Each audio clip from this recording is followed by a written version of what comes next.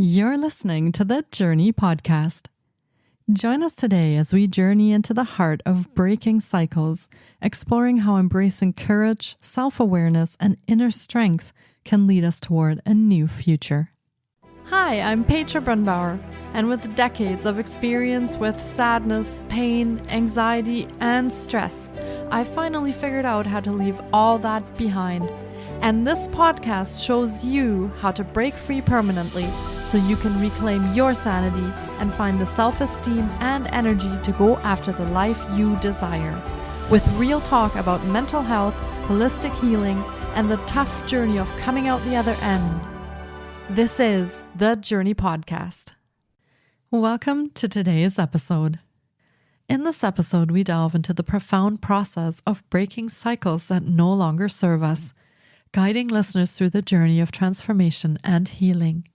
Our guest shares her experience of making difficult choices to foster personal growth, embodying the courage it takes to step away from old patterns and embrace a new path. We also explore the ripple effects of such pivotal decisions in our sense of self and our relationships. Through this conversation, we offer insights and encouragement for anyone contemplating similar shifts in their life. By understanding the impact of our histories and choosing to move forward with intention, we open ourselves to the possibility of healing and creating a legacy of strength and renewal. Chava Rose is a writer, poet, and psychotherapist with over a decade of experience in the field of trauma-informed care. Her writing has been featured in the Elephant Journal, Politic, and Medium. Lauren is the author of The Heart Word, How I Lost It All and Found Myself. In addition to her work as a writer, Lauren is the founder and lead creative at Jagged Path, where she provides therapeutic consultation for fellow writers. Lauren also works directly with survivors of trauma in her clinical practice, LCR therapy. Let's meet Lauren Chava Rose.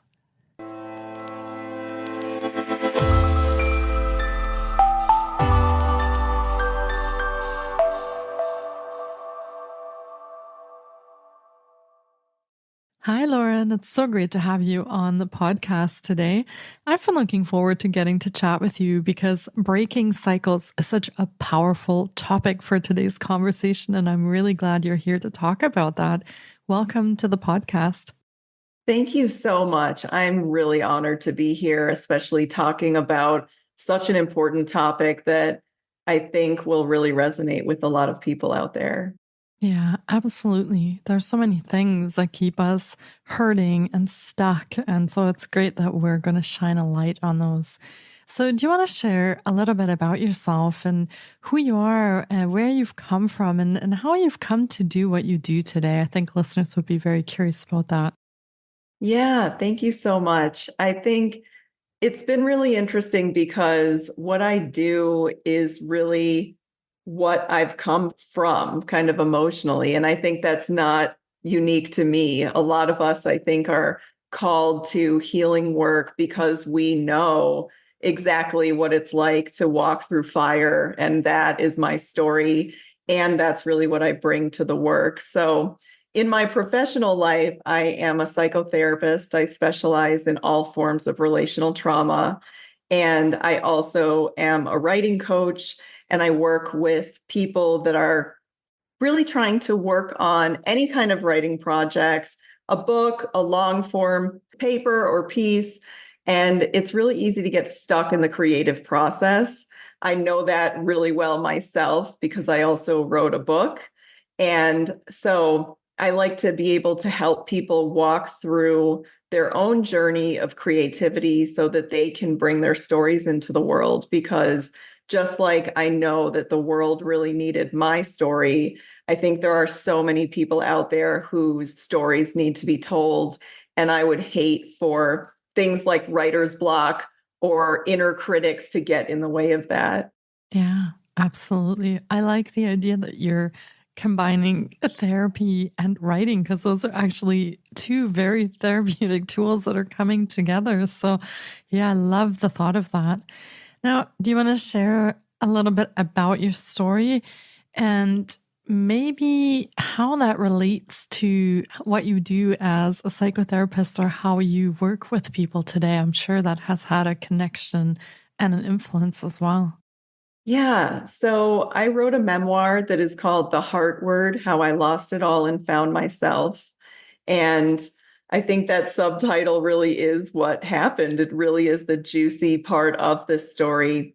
The story opens with me estranging myself from my family.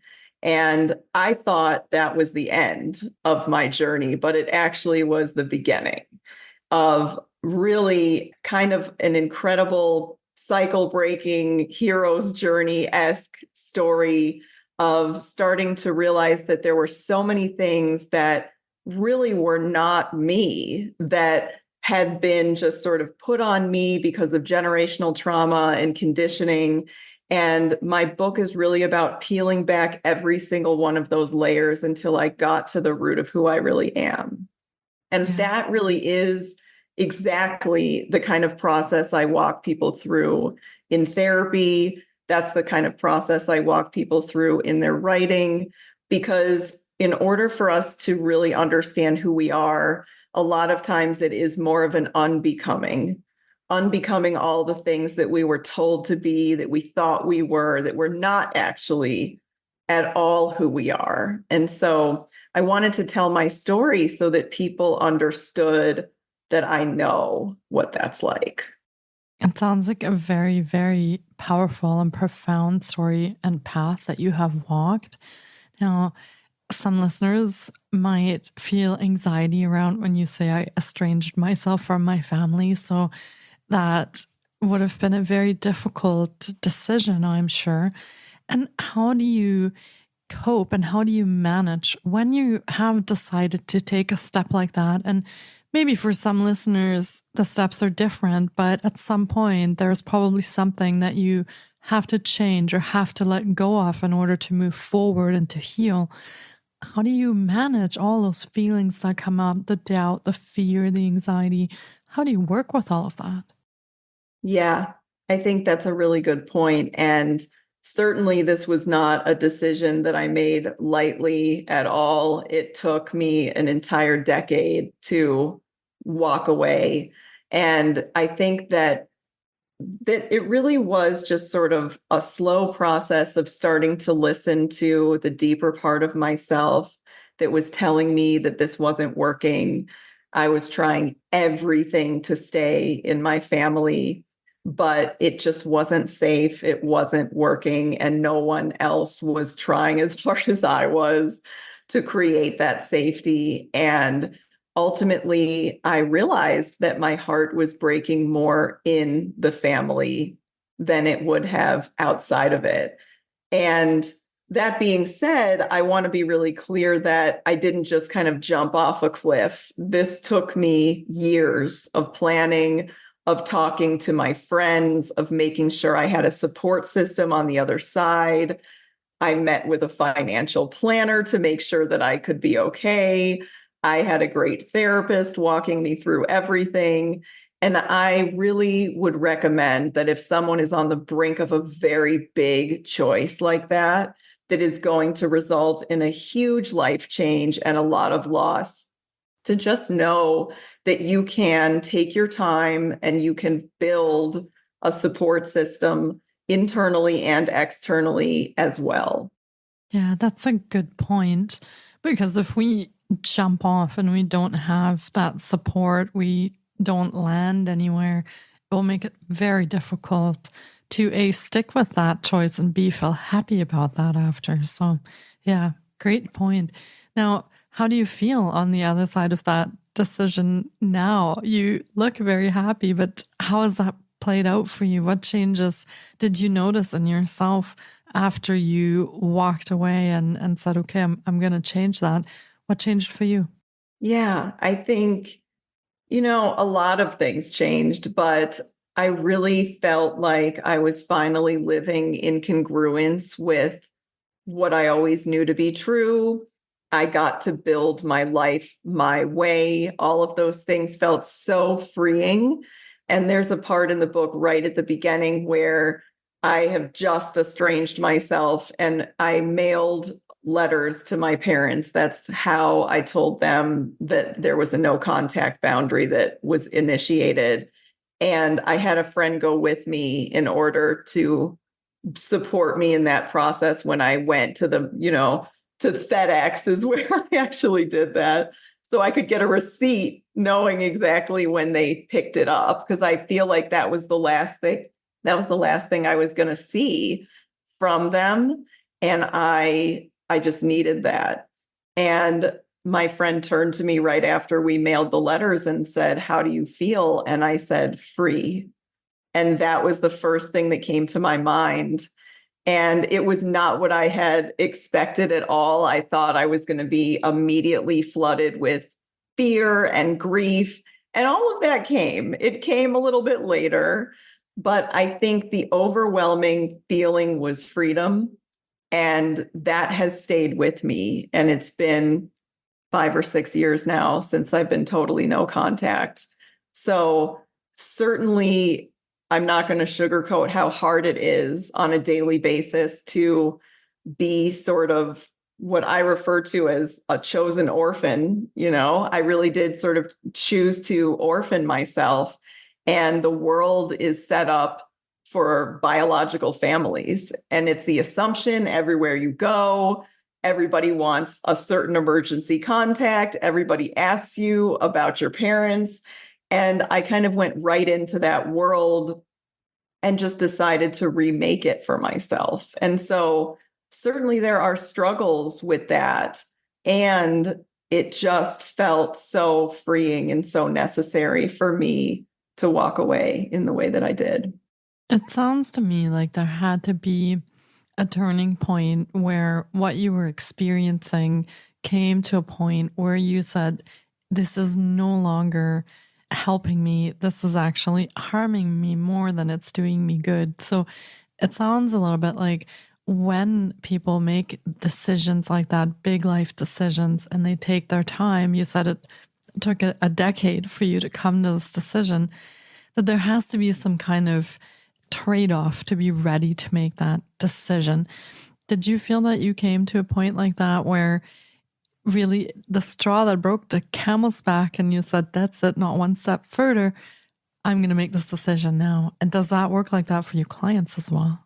Yeah, I mean, I think everybody's story is a little bit different, but there usually is some kind of catalyst. And there certainly was for me. And I think for me, it came after a decade of asking my parents to take accountability for some things that had happened in the family that had created an unsafe situation for me when I was a child. And that just did not happen. I went to therapy with my family multiple times. I tried so hard to initiate my own repair cycles, but they had to do it. And ultimately, I realized that it wasn't coming from them, and it had just been so long. And for me, in the book, I receive a letter from my mother after a whole decade of this. And the letter just is sort of like, "We need you to just drop the grudge and move on." And that's when I knew it was never happening like I needed it to. And that the apologies that I needed in order to have relationships with them were never going to come. And it was just getting harder and harder for me to look them in the face without it. And so I think that letter, when I received the letter in the storyline of the book, I am pissed off. I'm so frustrated. I'm so sad. And my therapist ends up saying, "One day you will see that this was a gift." And it's true, because there's a way in which I don't know that I would have walked away without something that clear cut happening. And so it certainly was not, I don't think it at all was the intention. I think my mom was trying to get me to stay. And it's heartbreaking that what it actually did was push me out. But I really think that it's what I needed in order to jump. And I do see that kind of cycle with my clients. There Yeah. is something, there's sort of like a come to Jesus, there's a catalyst, there's something that happens and you just can't look the other way. Yeah. The cup runs over at some point, and there's nothing else that can be done about that. You're touching on an interesting other thing, and that is personal accountability and the fact that we cannot take accountability for other people and their actions and their behaviors. So when you realize that, did that make it any easier to make that decision when you kind of understood there's only certain things that I can do for myself and the rest have no control over? So I can either keep putting up with it or I can change it. Did you come to that point as well at some point in that journey? Yeah, I think that was actually a really difficult point for me in the journey. I was really not wanting to give up on them.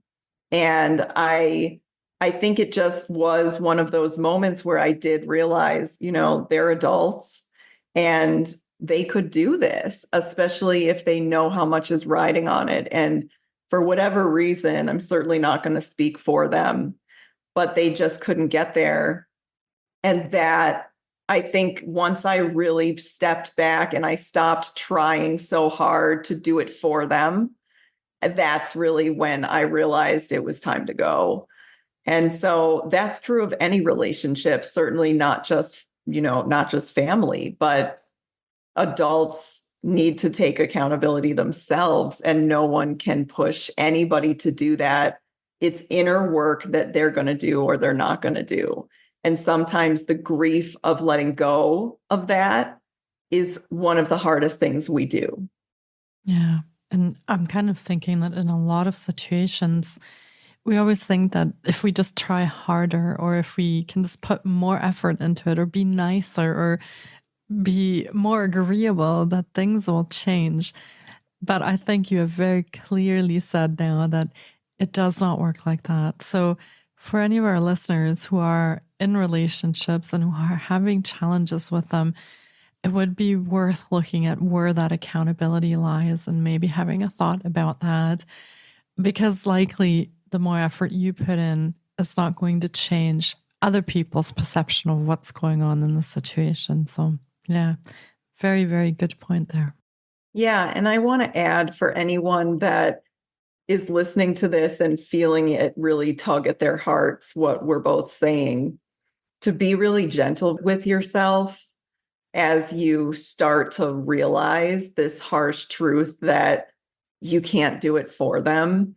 And this works in so many different ways. I think it's a staple of codependency. It's a staple of attachment trauma. It's a staple of addiction. It's so hard not to, this is a term I use with my clients, over effort for the other person, especially because usually we see potential in the other person. And I certainly saw that in my family. The potential was there kind of just enough for me to over effort for a decade, trying to get them to where I needed them to be in order to stay.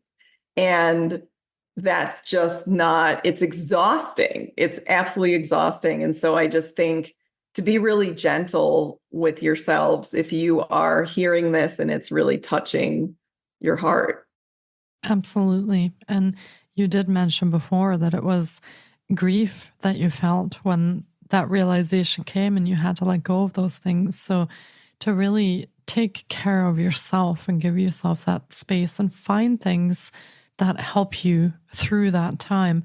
Now, what kind of things did you find that helped you heal through that period of time? And I imagine mentally, emotionally, physically, that was a really trying time that went on for a long time. So when you finally made that decision, how did you self-care? How did you look after yourself when you walked away? I have never had to do so much reparenting in my entire life. I think about this chapter in the book right at the beginning where I've just estranged myself. I've just said I feel free. And then I just launch into all the grief. And I am crying on the floor like a child and swaddling myself. And I'm literally saying, I'm going to be okay. It's going to be okay. Because there's all these young parts of me that have now just lost their whole family that need to be cared for, that need to know, like, hey, we're going to be okay. And that responsibility is now fully on my shoulders to do. And so I think it was a lot of sitting with myself, just allowing my friends to drop off meals for me. I was in such deep grief, like someone had just died, because it felt like I had initiated multiple deaths in my life. And so it was this process of making sure that I was protecting those parts that were really scared, that had had a family and now didn't, and just making sure that I was going to tell them that we've got this. And so that process really did look like what I'm saying: feeding them, clothing them, telling them it's going to be okay, lots of child's pose, lots of hugs, and just helping those younger parts develop trust in me that I can parent them maybe even better than they had. Yeah, that's really interesting. I like all those things that you did, and to put those parts back together and kind of unite them in yourself. So, wow. Now, you have no contact with your family, but there is a relationship that you have with your grandmother who passed away, if I understood correctly. So, what happened there with your grandmother? Yeah. So I was very, very close to my paternal grandmother, who I affectionately renamed Coco. And everybody called her that. Everybody, like at work, our whole family, it was a nickname I gave her when I was 2, and it just stuck, and she loved it. And so we were very close for my entire life. And she passed away in 2016. And that was, I think, the beginning of the end for me in a lot of ways, because I had lost my biggest ally in the family.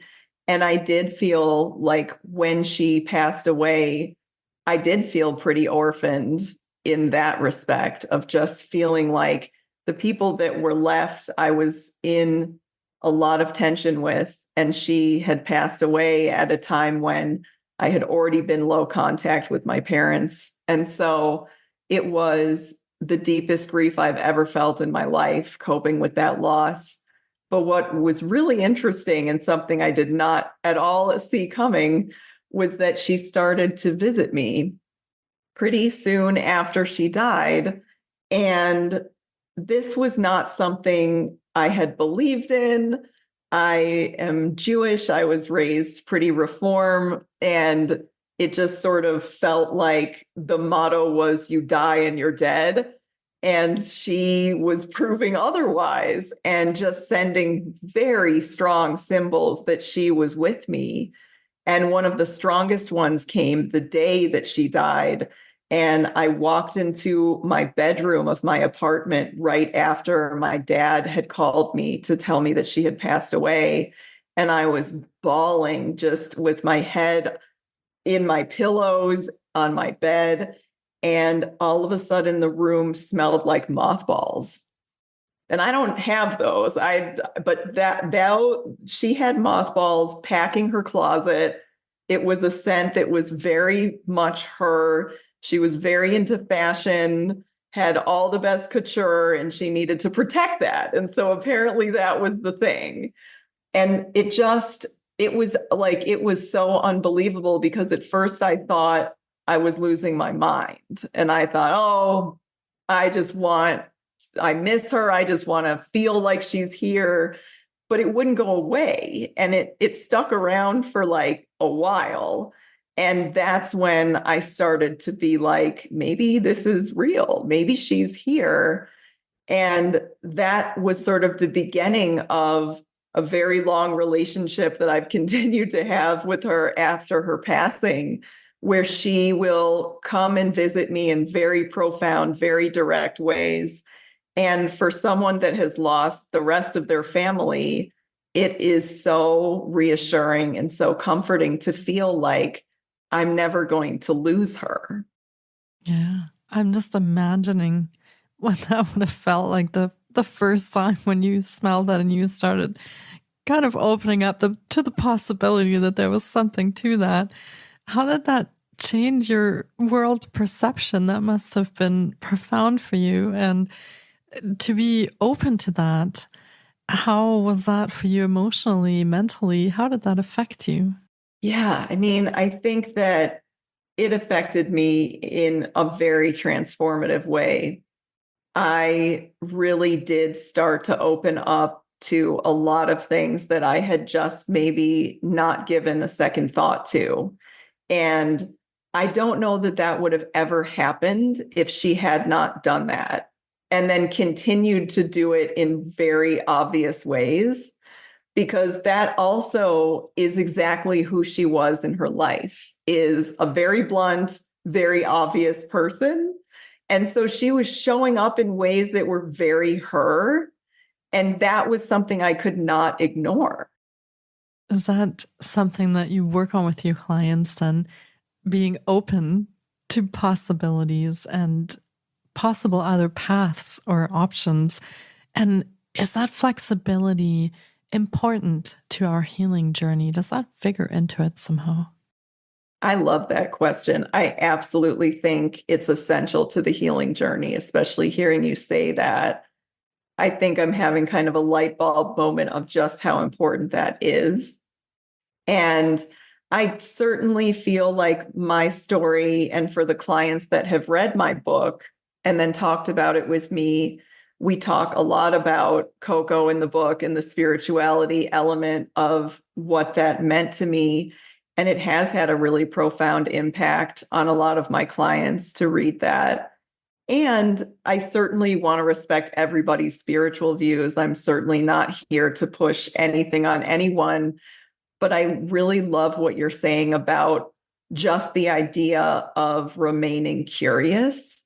I actually think is the gateway to all real healing, because especially if we're thinking about breaking cycles, the only way that happens is if you remain open to something else being possible. And that can be hard to remain open. It can be very difficult. I do see the value in it, though, when it comes to healing, when it comes to breaking cycles, because I feel like in many ways it allows us to think outside the box that we have known and to find other solutions, to find other paths, to find other ways, opportunities, open doors. Maybe not all of them spiritual, but in all different kinds of ways that people need to find their healing. So I like that. Stay curious. That's really great. Yeah. Now, do you want to go over some of the programs and services that you offer so that our listeners could get an idea of how they could connect with you and also how they could work with you? Yeah. So I run a therapy practice for anyone who is a resident in the state of Illinois. And you can go to lcrtherapy.com to look at that website and get in touch with me if you would like to be a therapy client. And for anybody who is a creative, if you're a writer and you can be anywhere in the world, I run a writing practice that's called Jagged Path. And I named it that because I really believe that is the creative process. It's one big jagged path from idea to finished product. And so I combine writing techniques and therapeutic techniques to help writers finish their projects and get unstuck. And so you can go to jaggedpathwriting.com to look at that offering and work with me in that way. And if anyone is interested in reading my book, it's available on Amazon. And again, the title is The Heart Word: How I Lost It All and Found Myself. Amazing. Thank you for sharing that. And we will, of course, be linking to all of Lauren's offerings in the show notes as well. So you can check there for how you can work with her one-on-one if you are located in Illinois, or otherwise online if you feel like you have a bit of a writer's block and you need some help and inspiration. Lauren can help and support you with that. And we will be linking to your book also. I think that would be a valuable resource for people who are traveling on their own healing journey to read that and see how that impacts them and what takeaways they have for themselves.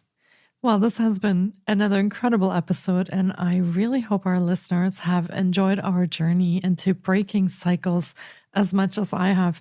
Thank you so much for bringing all this wisdom to today's episode. I have very much enjoyed myself, and I had my own light bulb moment also as you were speaking. So thank you so much for that. It was fantastic chatting with you today, Lauren. Thank you. Thank you so much for having me. I've just really enjoyed being here, and I really hope that our conversation really reaches anybody that needs to hear it, and just so that they know they're not alone. Yeah, absolutely. Coming back to that community element that is so important in the healing journey. So yeah, thank you very, very much for your time, and take care, Lauren. Thank you. You too. Thank you so much for taking time out of your day to listen in. If you enjoy the Journey podcast, please support us by subscribing, sharing on social media, and leaving us a review. We appreciate you. And you can find more of The Journey on Facebook, Instagram, TikTok, and our website, thejourney.com. Sending you love and courage, and see you next time.